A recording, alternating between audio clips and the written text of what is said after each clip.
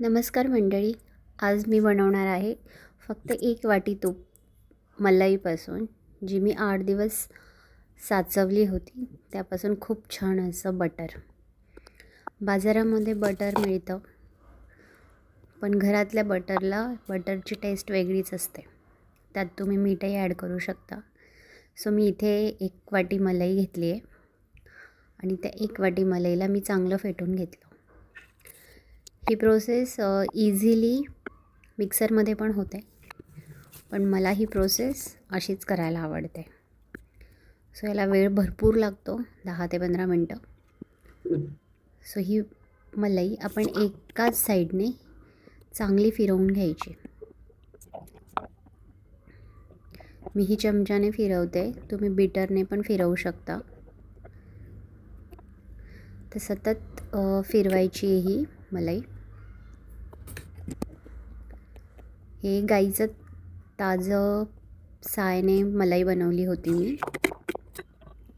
तुम्ही बघू शकता, खूप वेळ छान फिरवल्यावरती छान मोकळी झाली आहे मलाई. आपल्या बायकांना सगळ्यांना रोज दुधावरची साय काढून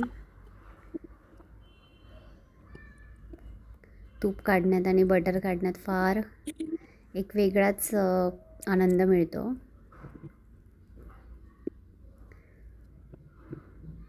मी दर रविवारी हे काम करत असते, जे मला 8 दिवस जे लागणार आहे पराठ्याला, त्याला मग मला बटर पुरतं.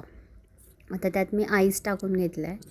हे बघा, बर्फ टाकल्यानंतर ना अशी छान बटर बनायला सुरुवात होते. 5 ते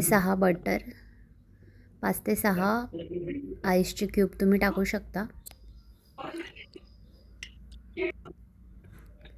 त्यासोबत मी थोडं पाणी टाकलं आहे. हे बघा, आता आपला छान लोण्याचा गोळा तयार होतो आहे.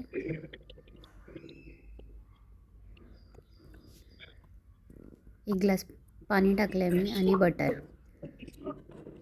कसं छान तयार होतं आहे.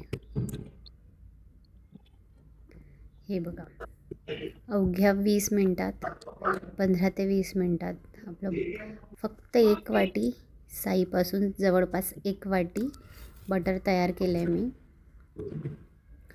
हे 2-3 पाण्याने स्वच्छ धुवून घेतलं.